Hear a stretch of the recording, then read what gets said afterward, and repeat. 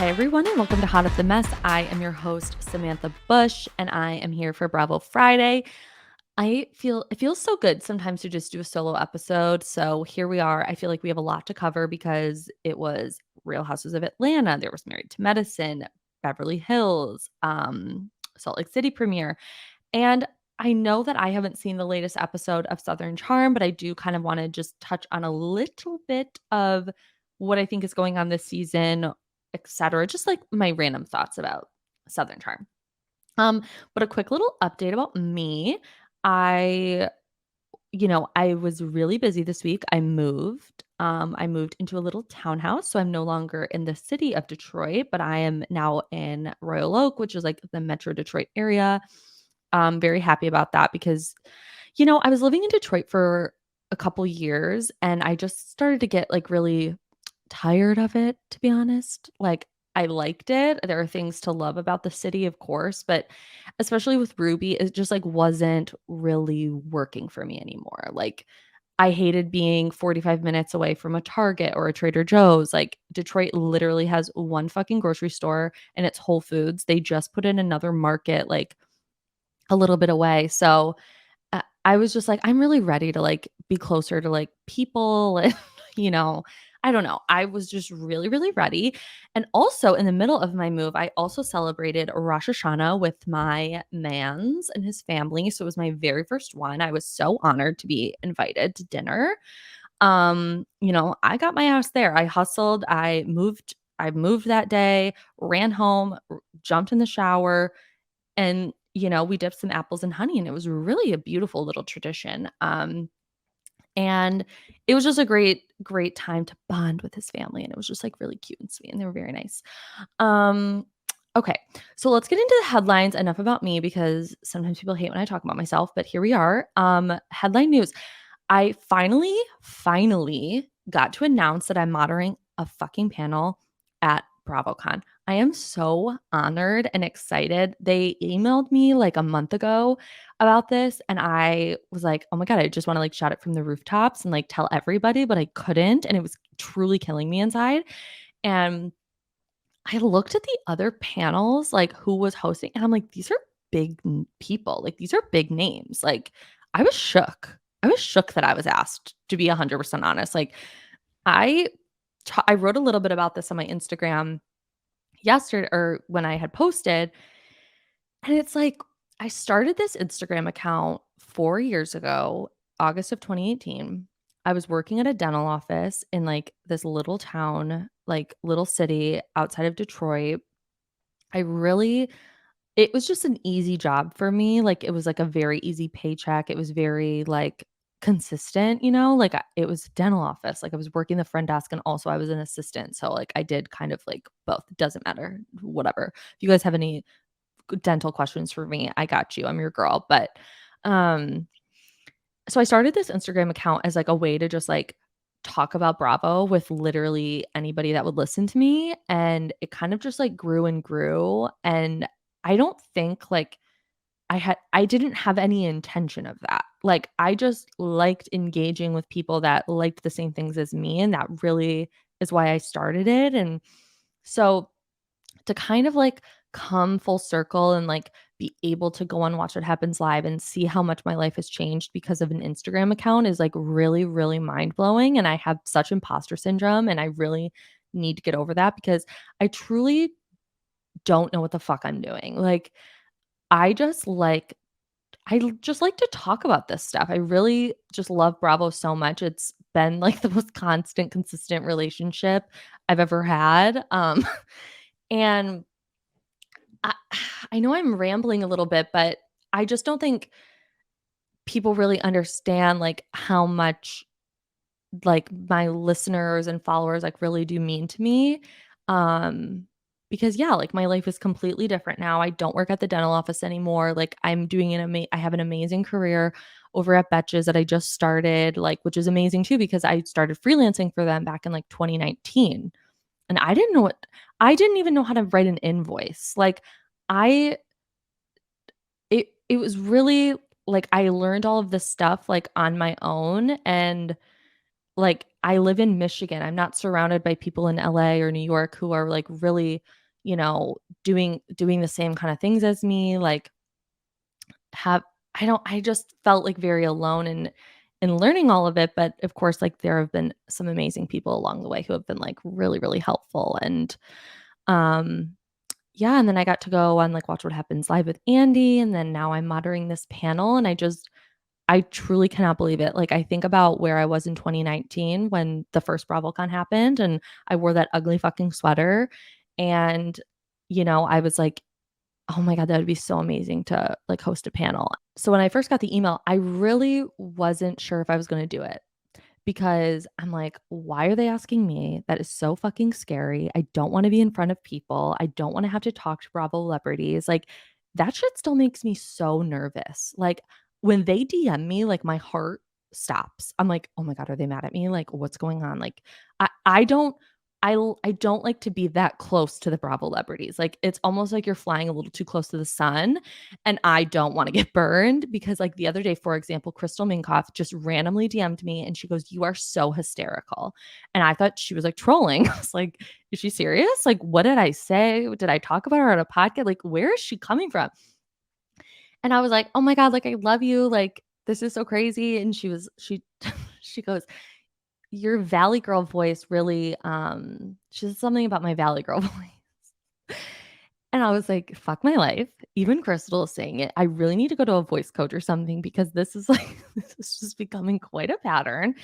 And I don't know how to stop it. It's like a train that like literally left the fucking station and I don't know how to knock it off. I think I watched Clueless too many fucking times as a kid.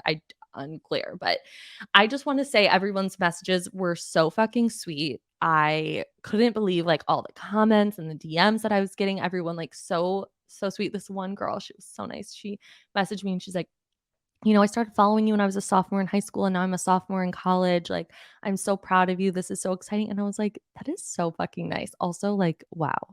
Wow, wow, wow. It's hard to believe that it's been 4 years of this Instagram account. And I mean, trust me, there's been some trials and tribulations. I'm not gonna lie to you. There's been some drums, but overall it's been just like the most amazing experience. And I really have to say, like, when I first started it, I didn't tell anybody about it. Like, I literally ran it in secret. No one in my family knew, my friends, no one, because I was so embarrassed. Because 'cause I'm like, I'm on the fucking internet talking about Bravo posting. I have, like, screenshots. I have more pictures of the Real Housewives in my phone than I do of, like, any loved one, you know? Like, it's really crazy. Um, but I just have to say, like, if you have a passion like that, like, just do it. Don't tell anybody about it. I know that that might be like a really hot take, but I really think like if you tell people, you allow like right when you're starting, I think you allow their opinions to maybe infiltrate too much and then you start questioning things and doubting yourself and maybe that could just be me, but I'm really happy that I kind of just went for it and, put myself out there and, I don't know. I just think if you wanna start something, like, just put your head down and focus and, like, just do what you love, and yeah, it might not be, the immediate success that you want it to be, but I promise, like, if you're consistent and you are putting out things you like, um, there will be someone that connects to that, and I think it's really, really amazing, and, just honestly, this is gonna sound so fucking cliche and annoying, but really, like, just be true to yourself and, um don't try to, like, do what you think you should be doing, you know? I don't know. Maybe that's dumb. I that's just how I personally feel. So, yeah, I just wanted to say a nice little quick thank you to everybody who congratulated me on the panel, and I hope to see so many people at BravoCon. I can't fucking wait. I'm gonna be there all weekend. I'm actually flying into New York a little bit earlier that week, so, like, I can't wait to be back in the city. Now, I could never live in New York. Never, ever, ever, ever, ever. Is just too chaotic for me. I would have to up my Zoloft prescription. I would have to things would have to happen. Okay. All right. Let's stop talking about me. That's enough. Let's talk other headline news. Real Houses of Atlanta, it did start to film this week, I heard, or is starting soon, which is really exciting. They didn't appear to fire anybody, or I don't know if they're really bringing anyone on as like a full-time peach holder just yet. I'm sure that they're going to wait, kind of like what they did with New Jersey, because Jackie did get demoted, but I'm sure that they gave her the opportunity to maybe like step her little pussy up and get that meatball, but I don't think she did, which is really disappointing that they would demote her after last season. I've talked about this before because I really think that she had like a lot of vulnerability, and I really, really appreciated that. And I thought that that was really rare. And I thought that kind of sent like the wrong message to housewives and maybe fans. Like, I don't know. I didn't really enjoy that. Um, since we're talking about Real Housewives of Atlanta, let's talk about the reunion. It was part 3, and I have to say, I'm kind of happy this season is over. It was kind of a nothing burger of a season. Like, yes, there were moments where I enjoyed myself. There were moments where I laughed and cried, and like, of course, but Atlanta to me is like a top tier program. It's a top tier show, and it just wasn't giving. And my friend Chris Lewis, friend of the pod, and of course, my co host over on Shortcomings, he's like, they need bouncy energy. They need a Portia. They need someone light, fun, um, not so hungry for the fame. And I totally agree. And I'm really just perplexed by the way that Sheree just admits to not paying people and thinks it's like a cute little storyline bit. And I'm like, no, that's actually really fucking weird. Like, just give Drew the money. Like, shut up. I find it gross. I don't really understand it. Like, I just think it's a very weird thing to like hang your hat on and like be proud of and like just openly admit to not paying people if you don't like their service. It's like, babe, that's really not how it works. And even Kenya, I mean, we talked about this part 1. It's like that it's not cool to do that. Um, I will say, I think Drew's makeup, the more that I look at it, I find it to be so fucking stunning. I hate her dress, but her face and her hair look absolutely gorgeous. Um, Todd calling Ralph Mr. Gaslighter sent me to the fucking moon. I have to tell you, that man, like Todd sometimes just comes out and he just really gives me a giggle. Like, and I know that they were kind of joking back and forth. He's like, "Oh, Mr. Gaslighter." And then of course Ralph, I think, got a little sensitive about that, which I mean, typical gaslighting behavior. Um, and then Todd obviously started joking about how he's like, a deadbeat, like Candy gives him his money, gives him an allowance. It was like a cute little bit. I do like seeing the guys become close. I think that that's really nice because it also adds to like the complexity and the depths of the relationships between the women. You see that on Married to Medicine too, and obviously on New Jersey. Like, when the men are friends, it adds a different layer, and I think that that's a layer I'm, like, excited to like, not investigate, but, to witness, I guess. I have to tell you guys, Mr. Ross is the love of my life. I love him. I am so attracted to this man.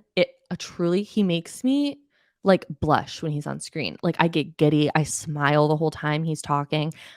The moment between him and Kenya, I thought was really great and really productive when she called him aggressive in the clip from when they were in Jamaica.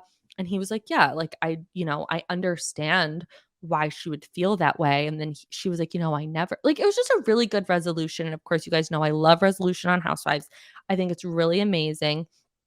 Um, what else? I mean, truly, I don't know how much more we can, like, beat to death, like, the Marlo of it all and the Kenya, and I'm ready for some storylines to change. I'm ready for the women to come back next season with a little bit more. Like, I I felt like they weren't really the only one that was clocked in to work was Sanya and Marlo, in my opinion. Everyone else was kinda coasting, especially Miss Kenya. And I'm team twirl over here, but she really gave us nothing. Nothing. Like, it was boring to me. Overall, I think the season was not it wasn't giving what it coulda coulda gave, excuse me. Um, I really wanna talk about Beverly Hills. I'm looking at my notes here.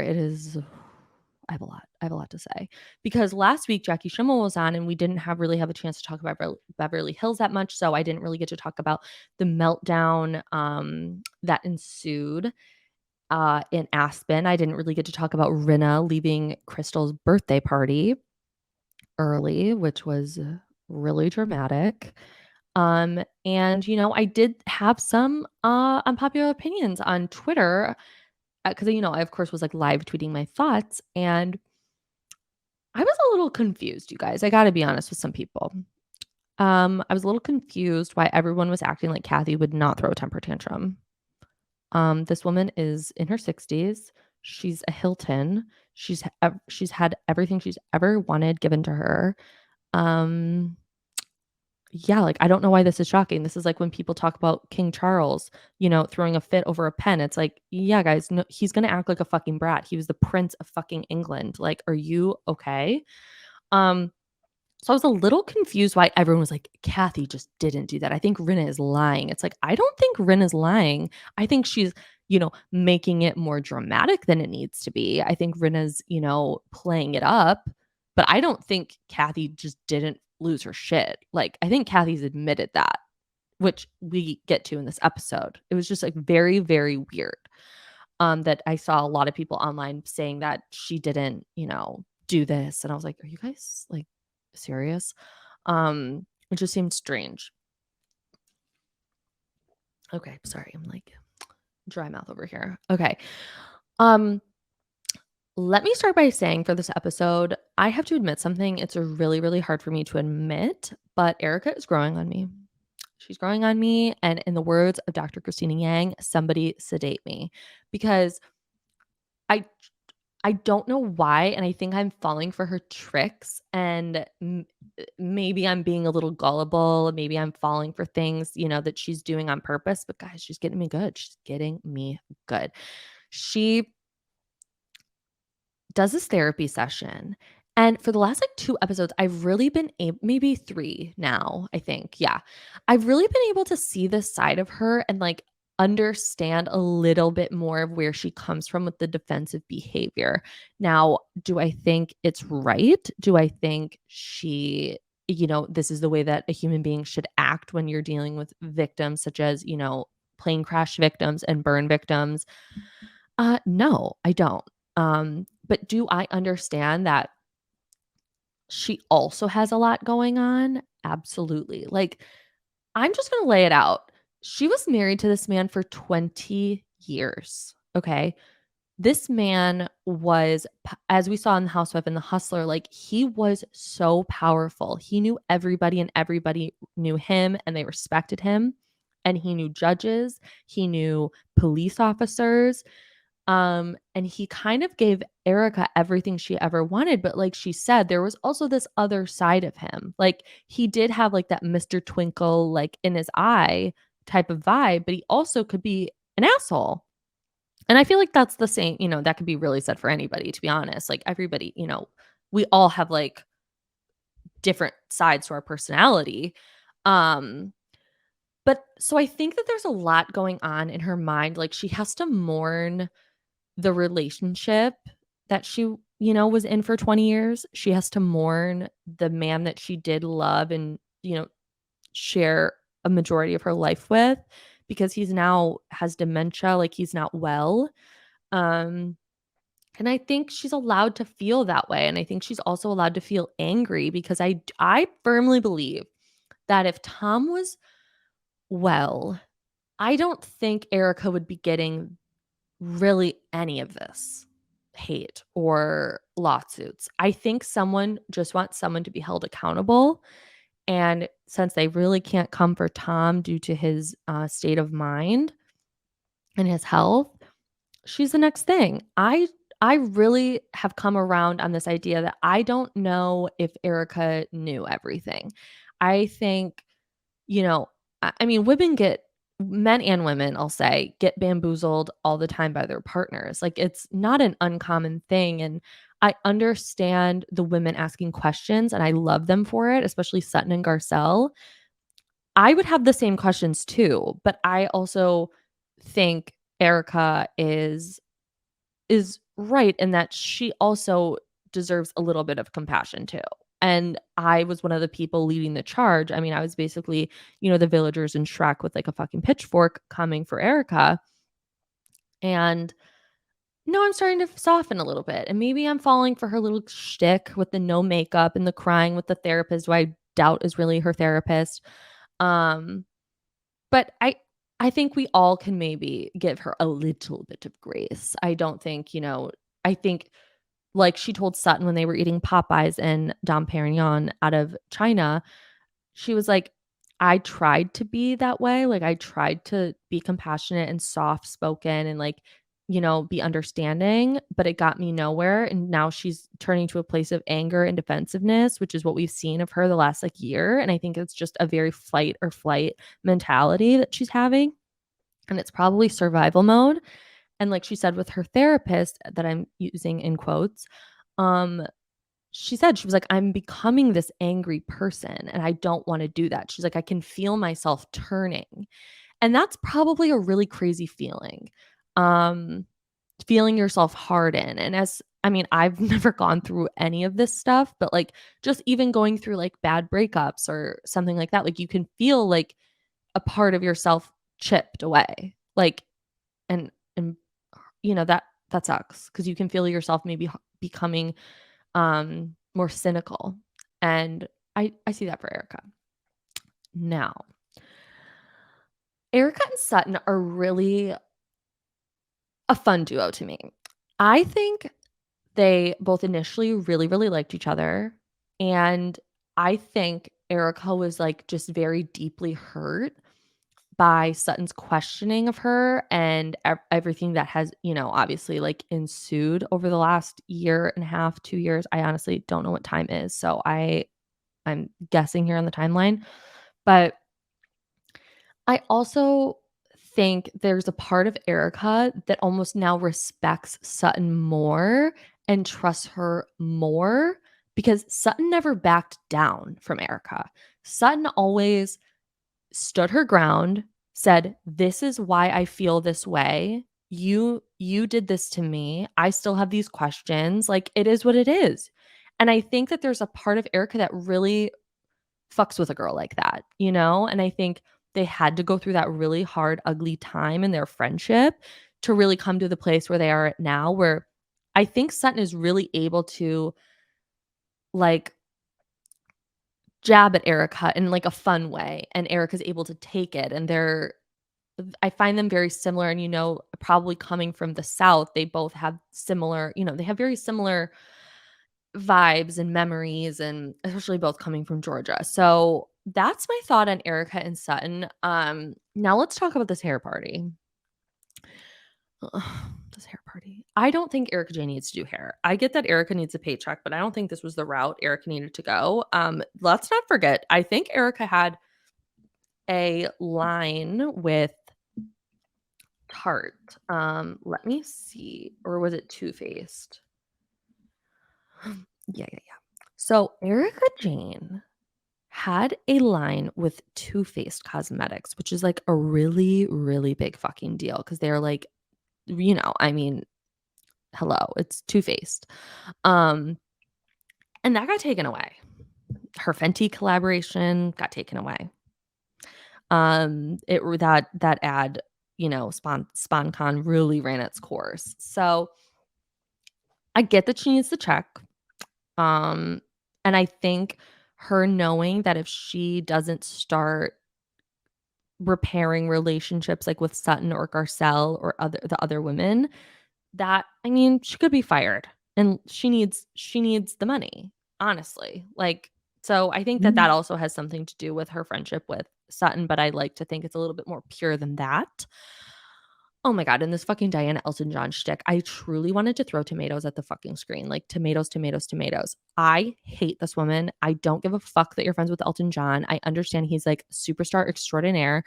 Um, but clearly she told him, "Hi, I'm gonna be filming right now. Can you please call me and tell me that I'm a dream and that I'm amazing and bring up the Oscars 4 times so that people know that I am connected and like wealthy."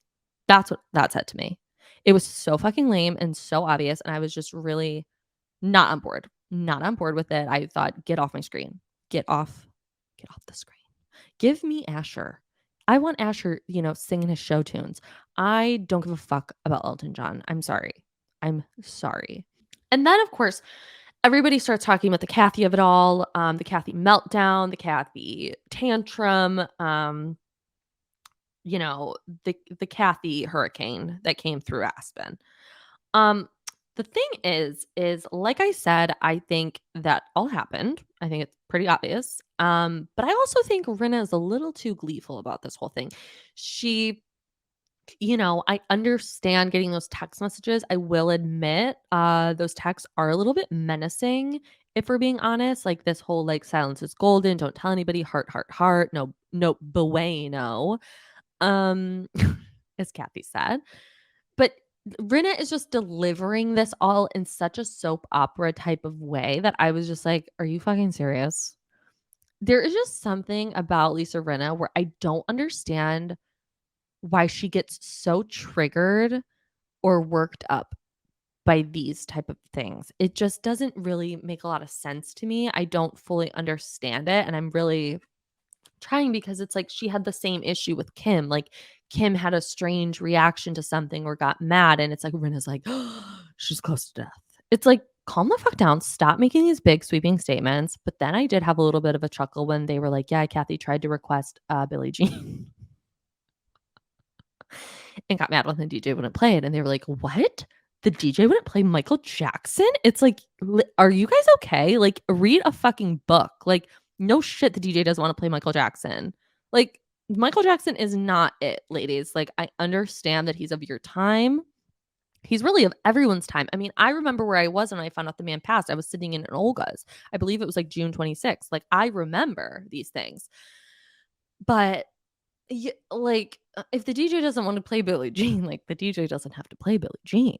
And Crystal was like, "You guys, this is really weird. Like, do you guys not know what has happened? Like, it's pretty clear." Um, but anyway, I found the whole conversation about Kathy and the tantrum at the hair party to be really fascinating because they started talking about how Kathy like was yelling at the coat check and they were doing this and that. And then Diana did say something interesting for the first time ever on the show. She said that, she was born into that game because Diana had given the guy $200 to basically be like, so sorry, like basically telling him to shut up. Like that's what I got from that. Maybe I'm wrong. Maybe I misinterpreted. I'm not sure. But Diana was like, she was born into the game. She was born into the game. And then Erica just looks at her and she goes, she married into the game? And Erica's like, we all married into the game. And Diana was like, yeah, like if you are at like a club, like they don't give a fuck who you are. They just want you to pay them. Like that's it. So it's like, just give him money and like move on. Like that's the deal. And I actually agreed. I mean, not in the sense of like you should do that, like that's what you should do. I'm just saying like I'm shocked Kathy also didn't just do that, but I think maybe she was in like such a rage. Um, and Cherie being like, yeah, I mean, Kathy was really worked up the whole day, like she was shaking on the phone. She got really angry, and Rinna was like, what? Like, Rinna, are you fucking stupid? She obviously was angry all day. Like, if you had eyes, you could see that, but maybe Rinna was like just too upset. And I will say I do agree with Lisa Rinna that Kathy is jealous of the Kardashians. And that might be a hot take, but I genuinely believe so. I don't know how the rest of you guys feel. So please DM me how you feel about that, because I see that. Because if you think about it, Paris was the girl. Paris was that bitch. Nikki was famous too, but not in the same way as Paris. Paris was fucking everywhere, you guys. Like if you remember the 2000s, like you couldn't escape. I would go to Target and there would be a little purse that says that's hot. Everybody got little Chihuahua puppies. Like she was everything. And Kim was her stylist, was her little, friend that kind of just palled around with her and really, just wanted to be seen. And Kris Jenner was able to take that and make it a $1 billion family empire. And I think that there's probably a part of Kathy that's a little jealous of that, because also the Kardashians have had a way of, and this might be unpopular too, but it's just the truth, of staying together and putting their family first. And Kathy obviously has not had that same luck given her relationship with Kyle. Paris, and her clearly have a very tense relationship, I'll say. And then everything that's happened with her son Conrad, like it just wasn't all it was I think she wanted it to be. And I think that I don't know if that triggered the meltdown, but I think like it's probably true. I don't know if that really, had anything to do with the tequila. I don't know. But I do think Rinna was right about that. Um, and this idea that Lisa Rinna is giving Kathy her thoughts and prayers and blessings and prayers is insane. And the fact that she thinks that we're going to believe that is really crazy. And it just makes me frustrated by this whole situation because it's like, Rinna, what is your fucking problem? Like, I just don't understand the soap opera like performance that she thinks that she's giving. Like it's really bizarre and I'm not enjoying it. I think this is Rinna's swan song. To be honest, I think that this is how she goes out. I'm very, very curious to see her at the reunion. Um, Especially because we know that Kathy and Kyle get into it. Some stuff comes up, that obviously these two have a lot to get into. Let's talk about Kathy and Kyle now that we're like on the subject. I could watch 10 hours of this. I'm not fucking joking. I could watch these two women talk their shit out for hours. I want Big Brother type of footage. Like that's what I'm talking about. Like because the layered complexity between them and this Richards family is so fascinating to me. It really captures me in a way where like a lot of housewives honestly it doesn't. Like these two have such a long obviously history of ups and downs together, and I mean we saw that with the footage playing back all the way to 2011 when Mauricio decided to leave the company and start his own company that turned out to be wildly successful. um I mean, so right when Kathy walks in, you can tell immediately that she wants Kyle's approval. She's immediately like, "Do you like my shoes? Do you like my cowboy boots?" And Kyle shoots her down, but in a sisterly way. I think maybe this is just their relationship. Is like, "Kathy, those are not cowboy boots. Those are pilgrim boots." And Kathy, like, you see her put on the little hat and she like has this very like childish way about her. And it's kind of how I feel about Teresa and Joe when they're in a fight is they revert back to being kids. Like you see little Joe and little Tree. That's how I felt. I saw little Kath and little Kyle. Like it really says a lot. And then, you saw Kathy like giving Kyle the bracelets and the flowers and she was really trying there and she immediately apologized to Kyle and you could see it in her eyes. This was probably one of the most sincere apologies I've ever seen on Housewives ever.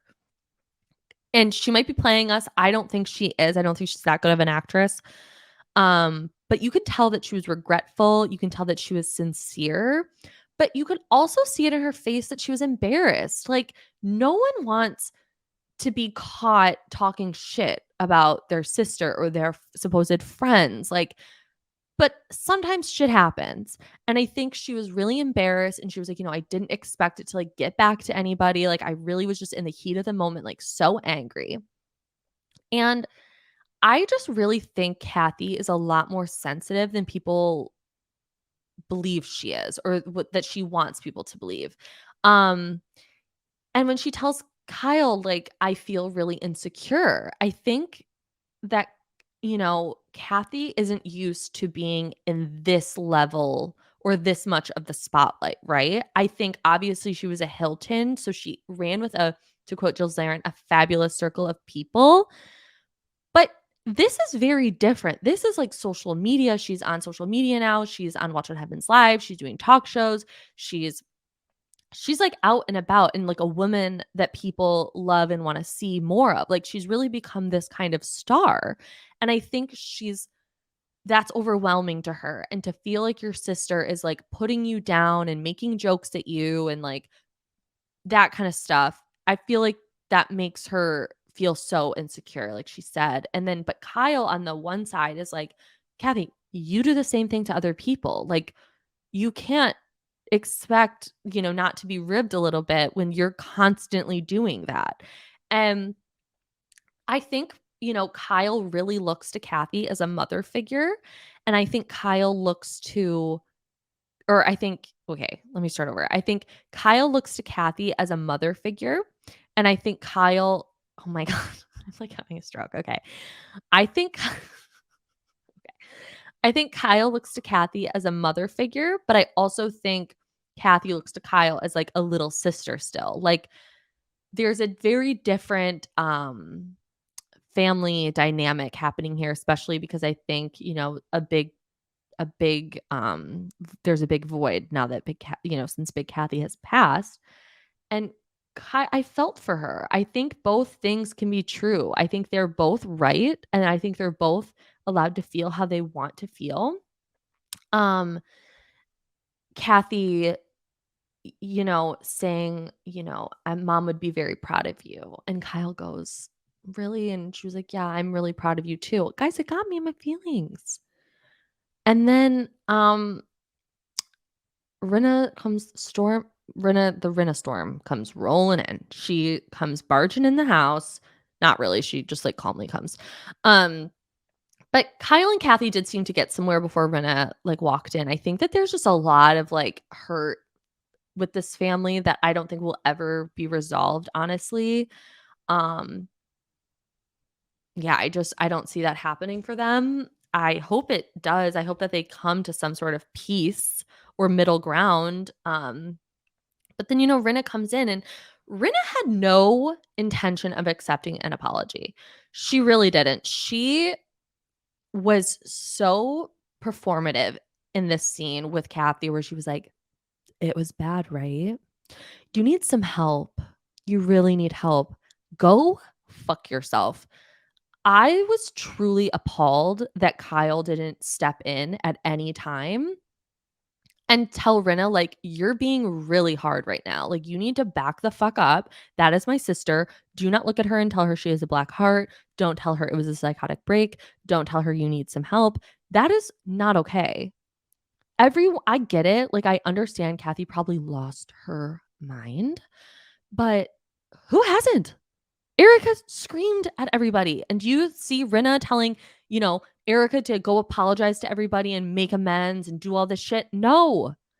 Like, why is Rinna so bent out of fucking shape about Kathy Hilton? It's so crazy to me. And a part of me feels like Kathy is, Bravo's new baby. Like they really love her. I think they put a lot behind her. I think she brought a lot of lightness to a great season last year.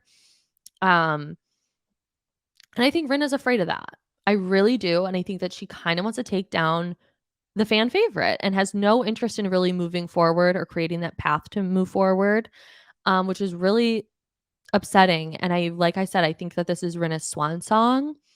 And Kathy was not fucking around. She was like, you've also been unkind. So maybe back the fuck up. You said my sister was close to death. You tried to choke my sister. You threw glass at my sister. Like, Kathy was not having it. I think Kathy genuinely is sorry, but you kind of have to like let it go at some point, Rinna. Like, she just wasn't, you know, giving her any sort of room to really apologize and have it be okay. Like she just kept wanting to dig it in a little bit more that like, Kathy, you fucked up. You're a bitch. You screamed at everybody. It's like, we know. We know. She knows. Everyone knows that this happened. She's sorry. She just wants to move on. And like Kyle said, they're fucking trained assassins in quotes. It's like Erica and Rinna are going to come for you. And I think this will really, really test Kyle and Kathy's sisterly bond because the fact that Kyle didn't step in during that conversation and say a word from what we saw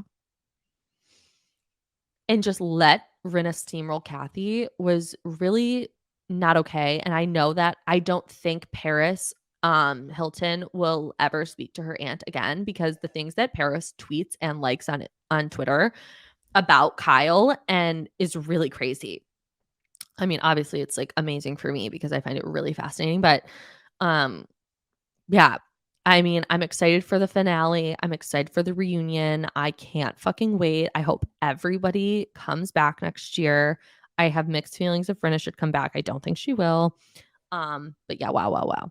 In Salt Lake City, I am, you know, I have to say, I'm going to drag myself a little here because I do remember coming on this podcast fairly recently and being like, I really don't miss Salt Lake City.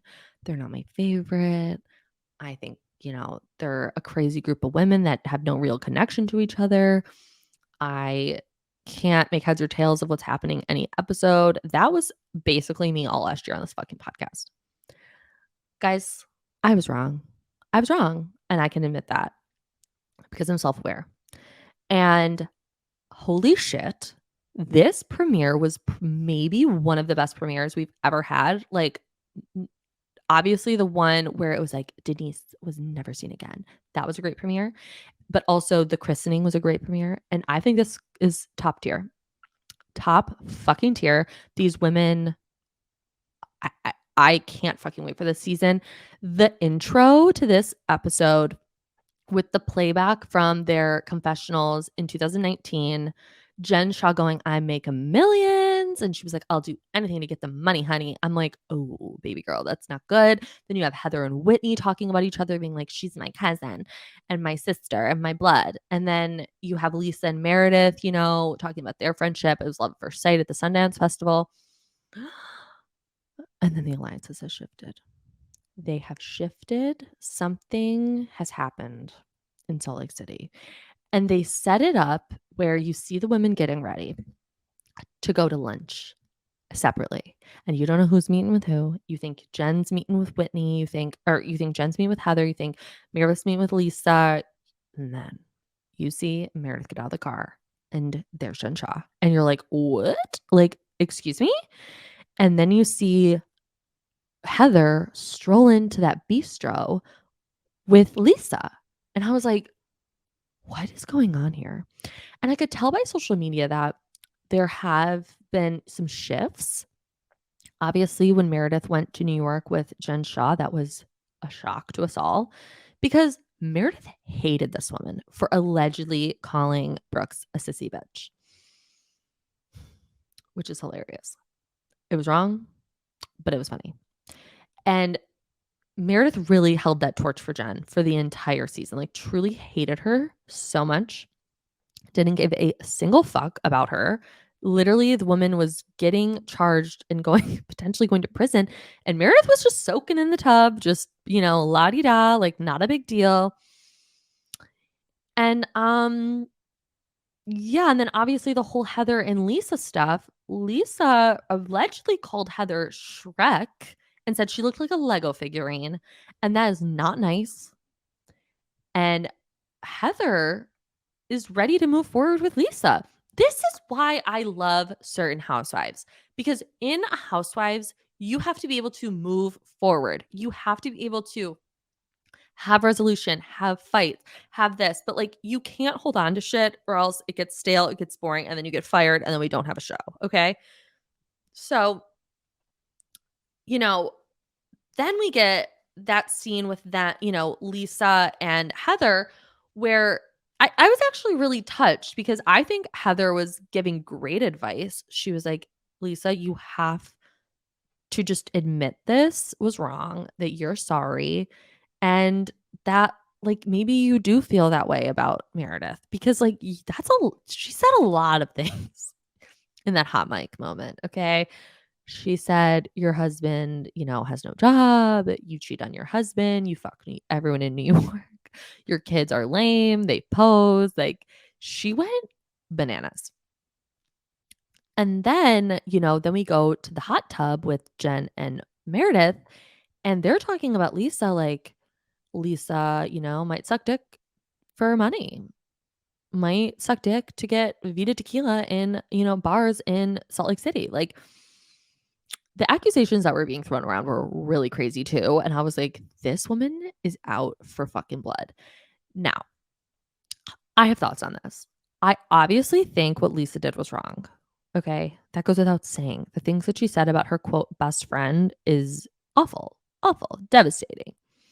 But I do think that Meredith is maybe going too low. I think if Meredith took the high road and was like, it really hurt my feelings. You were my sister, my friend. As Vicky Gunvalson once said, you were supposed to be my friend, my soulmate, my sister. That is the road I would have liked Meredith to take, not this road where she's like, Lisa's husband just follows her around. Like, what does he do? I'm like, he's a good husband who loves his wife. Why is that a problem? Why is that a problem? It's weird. That's a weird thing to like focus on. Like, yeah, John Barlow, sucks his wife's ass. That is how it should be. I'm sorry. I think, they should do that. Um, who cares if Lisa wears the pants in the relationship? It feels like a weird thing to really like give a shit about. Um, yeah, and I don't know. I just think Meredith is going a little too low where it's like I almost don't care that Lisa said all of that stuff anymore because the reaction and the way that she's handling it is just not doing it for me. I also felt this way last year about the sissy bitch comment. I was like, really, you gotta let this go. Like, your son is 25 years old. Like, he got his own show coming up, which I have many, many thoughts about. It's giving white mediocrity. And yeah, I think the fact that he's been on for 2 seasons barely and he's got his own show talking to other celebrity, reality star kids. It's like, why isn't Gia Giudice doing this? Why isn't Brianna Gunvalson? Actually, that would be horrible. I would love to see Riley. Like, Riley's been on since she was literally a baby girl. I don't give a fuck about Brooks. He really triggers something in me, and I don't know why. That's something I have to look inward about. Um, but the scene with Heather and Whitney, I'm guys, something has changed within me and something is not the same. Um, I really liked Heather this episode. And I gave her a hard time last year. I think I called her a loser. I I like her. I enjoyed her presence. I thought she was really funny with Bobby Rose. I thought that was a really nice funny scene where she was talking about like, girl, lower your standards. Like, sweetie, that's just never going to happen. I honestly just learned that men don't wipe their penises after they pee, and that really really rocked my world. I was like, excuse me? Men are pigs. Truly disgusting animals.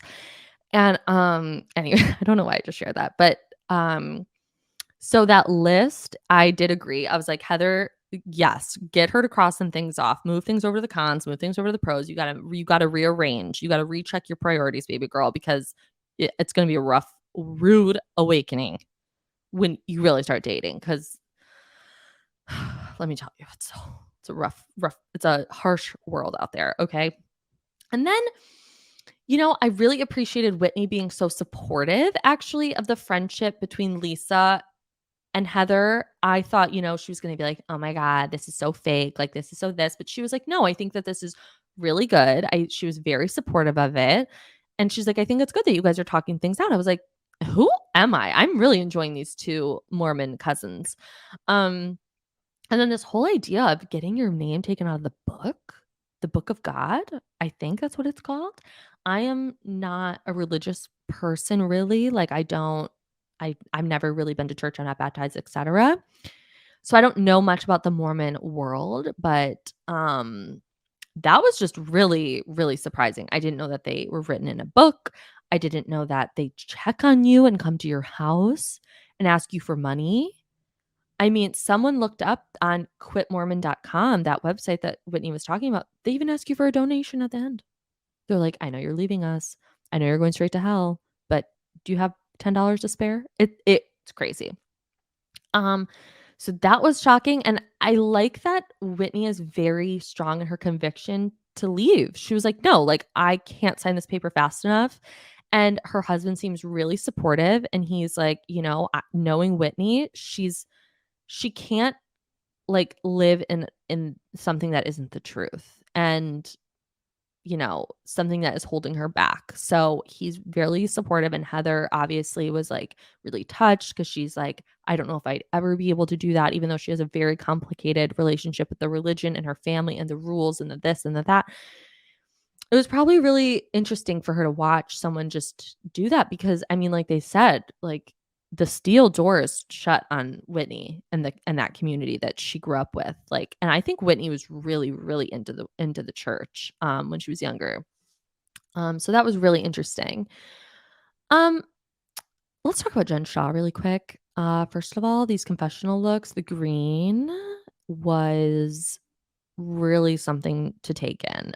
It was a little bit of a jarring, it was inflaming all of my senses. Is that the term? It like all of my senses were going at one time. It was really, really crazy to look at. But then the more I looked at, the more I loved it. And you guys know I struggle with my love of Jen Shaw. I think she's not the best person. But I also think she's great reality television and frankly reality star. And I hate that I think that because she's also a monster. Let's not forget she took all of her mom's retirement money and now is pleading guilty. Do you know how fucking angry her mom probably is? Like, oh my God, my baby is innocent. My baby is innocent. She would never, she would never, she would never. And then all of a sudden it's, I'm guilty. And her saying in this episode that she's innocent and that's why she's not taking a plea, um, a plea. What is the word? Plea deal. She's not taking a plea deal. I was like, "Oof, maybe we should." Um, and then, they throw this party for Coach Shaw, and I love him. I think he is a lovable guy. I really am curious to see if he's going to divorce her when she goes to prison because I also think it depends on how long she goes for, and like if you have the potential to get out of prison for like good behavior. I don't see Jen acting up in prison, but maybe she will. Actually, that's a lie. I can see Jen Shaw running shit. Okay. I can picture her going in there and making moves. So I am curious to see what Coach Shaw will do, but I do think that was like a really sweet moment. He really, really loves her. And, you know, it gave me a little bit of like a warm, fuzzy feeling when he was like, it brings me to tears every time to think of my wife not being around for my family. Cause it's like, the thing is they know that this is coming. It's very Teresa Giudice. It's like, they know that she's going away. They know she's going to jail. They just really don't know for how long. So that's probably really sad. And then also, um, she threw him this beautiful party at her friend Angie's house. I thought it was going to be the other Angie. I was a little confused when she said Angie. I was like, oh, and then there's another Angie. Lots of Angies in Utah. Um, she seems very wealthy. That house looked cold as ice. Okay. The older I get, the less I like houses like that. I used to like love really modern homes. And now I'm like, no, I want like a cozy cottage giving Nancy Myers. Like that's what I want. I want like a big comfy couch. Speaking of, if you guys want to go look at the Architectural Digest, just released Emma Chamberlain's beautiful home pictures. Truly a dream, truly goals. And I want to know where all her TVs are because there's not a single one out. And that always blows my mind because I'm like, where do you put a TV? Why don't you have TV out? It's very weird. Anyway, okay. I digress. Meredith is really acting like Lisa like killed her firstborn son. She is acting like Lisa Barlow is a leper. Like she is so angry and I understand that, but babe, we already talked about this at the reunion. We've already discussed this. You have to be able to want to move forward and it's like this was your friend of 10 years. Do you not want to try to move on? That's what I don't get. Like if it was really someone so close to her and she's, Lisa's trying to apologize and trying to talk to her and she's not giving her anything. And if anything, she's spreading more rumors about her saying that she sucks dick. It's strange. Um, and then of course Seth and Lisa have this conversation and Lisa is obviously knows that she's wrong. I don't think, when you're apologizing, you need to bring up all of the feelings you had in that moment, saying, I was hurt by this. I was hurt by that. It's like, just take the L and keep it moving. Okay. Just take the L and apologize and recognize that you hurt their feelings, but allow them space to process the apology. And the fact that Meredith isn't even allowing Lisa to give her space to take that apology is really crazy to me because I'm like, this is your friend. Like, I guess maybe Meredith has some Scorpio in her, like, where she really just cuts people off immediately, like, at any sign of trouble. I know she is a Sagittarius, so that does explain her fiery personality. Same with Lisa Barlow. A lot of our housewives are Sagittarius, by the way, and Cancers, and Scorpios. Just saying. Um, but Seth, he really is gross to me. And I get that he's like a good-looking guy, but he also just really creeps me out. And he looked like the way he was like really being weird with Lisa during this apology, it was very I don't know, there was something really off about it to me. And then of course Lisa starts crying and then John, puts her coat on for her and he gets her out of there because he's a king and he loves his wife and he hates seeing her sad. Um and I mean the rest of the season I'm really really excited. Next week looks really good. They're already going on a trip. These girls wasted no time. I am really disappointed that we were told we were getting a sit down conversation with the women and what is that woman's name? From last year, Jenny, for being racist and gross, but we didn't get that. I think Bravo was like, okay, enough time has passed. No one gives a fuck about Jenny anymore. She's a racist loser. Let's not give her any airtime. That is probably what I'm shooting for, their thought process there, but I'm, still a little bummed that we don't get that. And then that's it all I have really for Salt Lake City. I do want to talk a little Southern Charm, and then I'm gonna let everybody go because I've been talking for a really long time. And you're probably like, shut the fuck up. So with Southern Charm this year, Catherine mysteriously is not on the trip. Hasn't been really around, really filming, and there is really some dark things going on there, allegedly. Some outlets have put out that Catherine suffered a black eye and, was in a really dark place. And I really, I was on Amy Phillips last week on Sirius and her and I talked about it. And Catherine is really someone in the Bravo world who I do worry about. I want her to be okay. And I hope, she's out of a bad situation if she was in one, if the rumors are true. I do want to talk about Craig and Naomi. I think Craig, I don't really get the issue that he really has with Naomi. I think he's just very triggered by her. I think she reminds him of a time in his life where he didn't really have anything going for him and now he has everything going for him and he's got a new girlfriend but I really think like they're trying to paint Naomi as this girl that wants Craig back. It's like, no, I think she just fucked him once in Vegas after she dumped her ex-boyfriend and now she's on a show with him. Like, I really think that that's all it is. And I don't understand why he is acting like she's like dying for him. Like, I don't think so. Um, and then I didn't love when Naomi told Vanita to shut up. I thought that that was really nasty and really rude because I do think Vanita was literally just trying to get them to come to some sort of resolution and trying to get them to see each other's side, and point of view and have some sort of like middle ground. I don't think that she was, siding with Craig by any means. I think she was just like, Naomi, like, let's let it go. Like, let's try to see it from his side. And she was like, shut up, Vanita. I was like, okay, that feels rude. Where the fuck is Madison? Where the fuck is my queen? Why is she not on TV? Why is she not on the screen? Why do I not see her blonde hair bouncing through? I don't get it. I'm upset by it. I also hate Shep and Taylor together. I desperately hope that the two of them really broke up. I've been hearing lots of things online that they really didn't break up. It's for the show and for publicity and blah, blah, blah. And there was a photo of them out at a bar recently together, but Taylor did say, like, or Shep said, one of them said, like, we're still friends. It's like, that's weird. I don't really get that. If we're being completely honest, I don't get this idea of being friends with your ex. Like, I get if you're in the same social circle and like you happen to be, around each other, sure. But like out together at a bar, like sitting next to each other at a bar stool is like, I don't love that. I just don't get it. Like, I think once you're an ex, like, you're dead to me. Like, I was telling my boyfriend, I was like, listen, if you ever cheated on me, you would never have to worry about me ever again. Like, I wouldn't even like want to burn your house down. I would go silent. And that is the scariest thing is when a woman goes silent. That's when you need to be on the fucking lookout. Okay. That's when a storm could be coming. But yeah, I was like, if you ever cheated on me or did something really bad, I would block you and never think about you ever again. And he was like, oh, okay. Mind you, we were like literally not talking about that at all. We were just, I don't know, we were being weird. So, um, I don't really buy the Naomi, Whitney thing at all.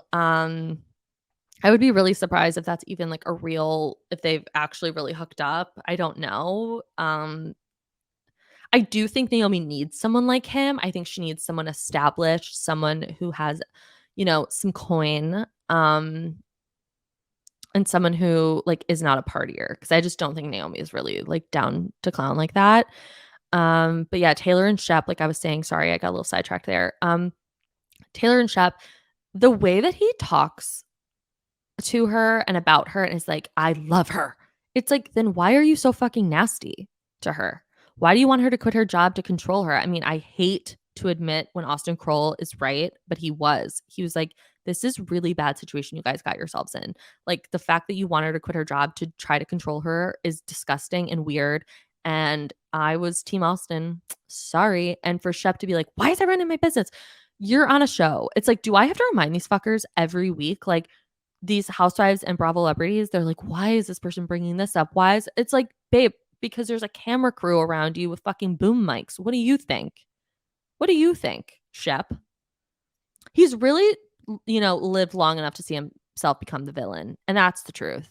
And I think that's a harsh reality for him, because I think he was so beloved and he was like the goofy guy, and then now he's like, coming off not so great. And Taylor is stunning and gorgeous, and she's very much like the Britney of the Vanderpump Rules group, but in Southern Charm. Like, everyone loves her. Everyone thinks she's an angel. Everyone thinks that she's the nicest girl who doesn't deserve to be treated like shit.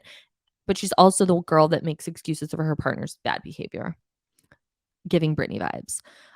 So I'll leave it at that. I can't wait to talk more next week. BravoCon is coming up. It is the weekend, October 14th, 15th, and the 16th.